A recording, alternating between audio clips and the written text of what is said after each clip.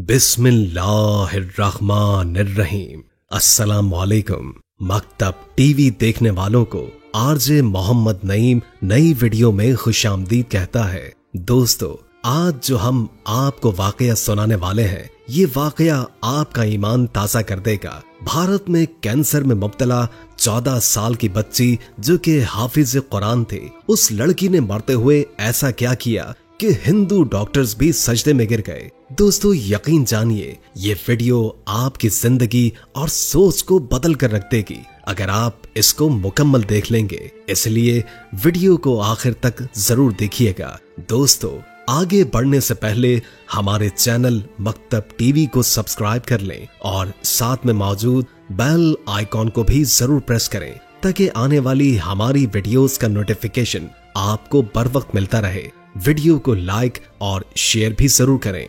दोस्तों, चलिए आगाज करते हैं और आपको सुनाते हैं ये वाकया। दोस्तों, भारत के शहर मुंबई में एक मुस्लिम फैमिली रहती है जिसकी 14 साल बेटी जो हाफिज कुरान भी थी, अचानक अंतड़ियों के कैंसर में मुब्तला हो गई। टाटा मेमोरियल हॉस्पिटल में उसको दाखिल करवा दिया गया। डॉक्टर्स ने आलिया के घर वालों को बता दिया था कि वो आखिरी स्टेज पर है और चंद दिनों की मेहमान है। आलिया को तकलीफ इस कदर थी कि अस्पताल ही में जेर निगरानी रखा गया। आलिया को जब भी शदीद दर्द होता तो उसके होठ हिलने लगते। वहां पर मौजूद एक हिंदू डॉक्टर सुरेश, जो कि उसका इलाज भी करने की कोशिश कर रहे थे, उन्होंने ये बात नोट की कि आलिया वक्फे वक्फे से कुछ पढ़ती है। उन्होंने उस बच्ची से पूछा कि तुम ये क्या पढ़ती हो? उसने बताया कि मैं अपने अल्लाह का कलाम पढ़ती हूँ, कुरान पाक की आयत पढ़ती हूँ और जब तक पढ़ती हूँ मेरे जिस्म से दर्द खत्म हो जाता है। दोस्तों, डॉक्टर उसकी बात सुनकर हैरान हुआ, लेकिन उसने इस बात को नोट किया कि जब जब उसको शदीद दर्द होता है और उसके चेहरे पर तनाव पैदा होता है और ये बच्ची कुरान की तिलावत शुरू करती है तो वो तनाव ठीक होने लगता है और चेहरे पर सुकून दिखता है। आलिया की मौत से एक दिन कबल जब आलिया की हालत बहुत ज्यादा खराब थी, डॉक्टर सुरेश ने आलिया से पूछा कि ये जो तुम पढ़ती हो, इससे तुम्हारा मर्ज ठीक नहीं हो सकता, तुम उसको ठीक हो जाने के लिए क्यों नहीं पढ़ती? और मुझे ये बताओ कि ये तौहीद क्या है और मुझे ये बताओ कि ये मुसलमानों में तौहीद क्या है।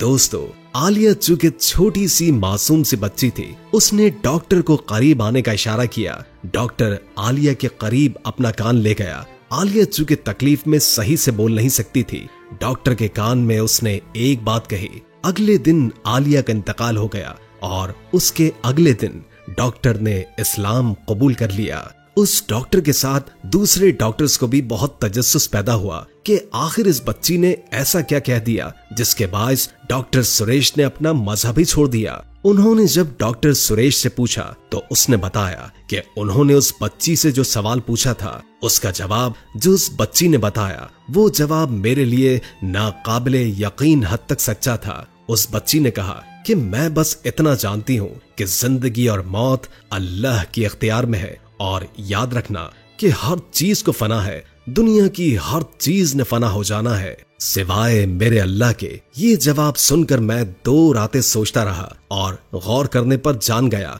कि ये बात दुनिया की सच्ची तरीन बात है। हर शय को फना होना है सिवाय अल्लाह ताला के, तभी वो यकता है, एक है, लाफानी है। दोस्तों, डॉक्टर सुरेश की इस बात का असर उनके साथ दूसरे डॉक्टर्स पर भी हुआ और वो भी मुसलमान हो गए। सुभान अल्लाह।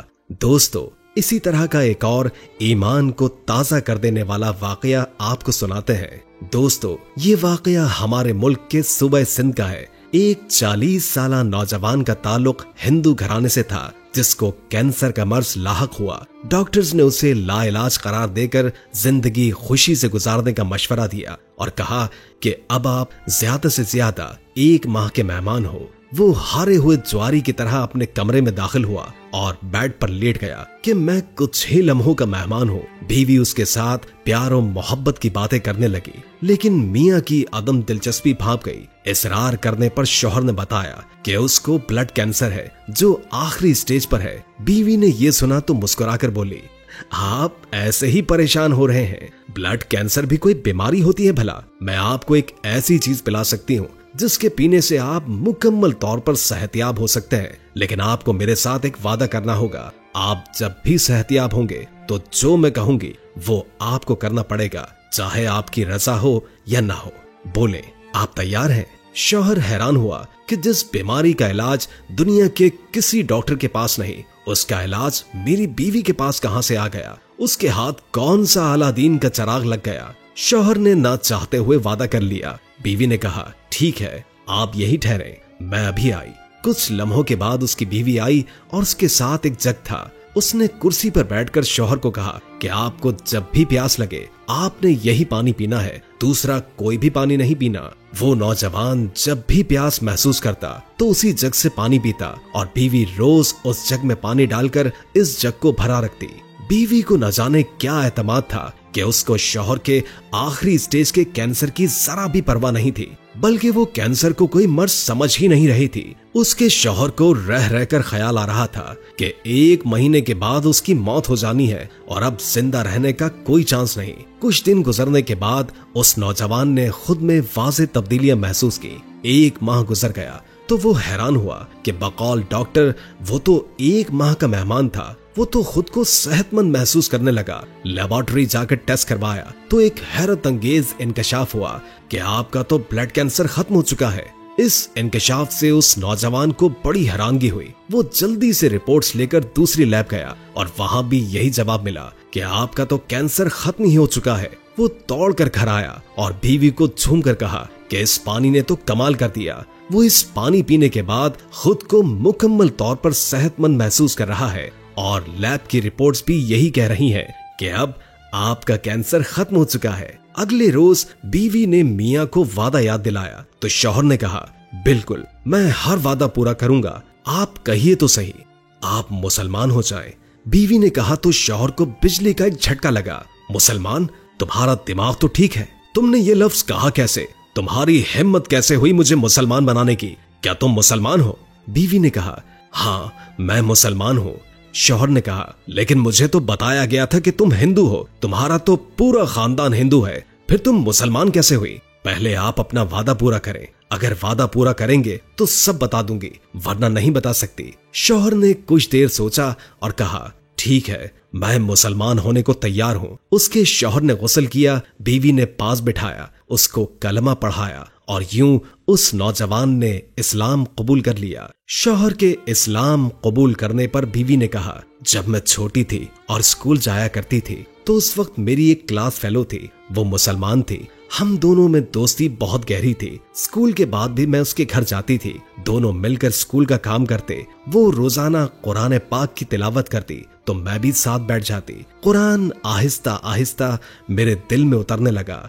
यूं एक दिन कुरान दिल में उतरा कि मैं 15 साल की उम्र में चोरी छुपके से मुसलमान हो गई। मैं मुसलमान होकर खुद को अंदर से पुरसुकून महसूस करने लगी। कुरान पढ़े बिना चैन नहीं आता था। आपके साथ शादी हुई तो यहाँ भी चोरी से कुरान पढ़ती रही। जिंदगी के इतने साल आपसे अपना ईमान और अपना कुरान छुपाए रखा। बिलाखिर आप बीमार हो गए और दवाइयों ने काम न किया। मुझे इस बात का मुकम्मल यकीन था, जब दवाइयां काम नहीं आती वहीं अल्लाह का पाक कलाम काम आता है और ये कुरान सीने की बीमारियों के लिए दवा है। यही अल्लाह ताला ने फरमाया है, जब आप जिंदगी से नाउमीद हुए और खुद को मरने के करीब पाया तो मैंने कुरान की सूरह फातिहा पढ़ पढ़कर पानी पर दम किया, आपको पिलाती रही। यूं अल्लाह ताला ने आपको नई जिंदगी दे दी। दोस्तों, हम लोग कुरान पाक की बरकतों से वाकिफ ही नहीं। अगर हमें यकीन के साथ इसकी बरकतों का इल्म हो जाए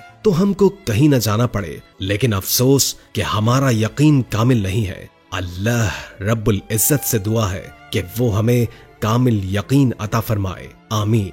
दोस्तों, हम ये उम्मीद करते हैं कि आपको हमारी आज की ये वीडियो जरूर पसंद आई होगी। अगर आपको हमारी आज की ये वीडियो पसंद आई है तो सबसे पहले इस वीडियो को लाइक करें और अपनी राय का इजहार कमेंट सेक्शन में करें। और आपसे एक बार फिर दरखास्त है कि आप हमारे चैनल मकतब टीवी को जरूर सब्सक्राइब कर लें और साथ में लगे घंटी के बटन को क्लिक करें ताकि आपको हमारी आने वाली मजीद वीडियोस का नोटिफिकेशन मिलता रहे। अल्लाह ताला आपका और हमारा हामी और नासिर हो। हामी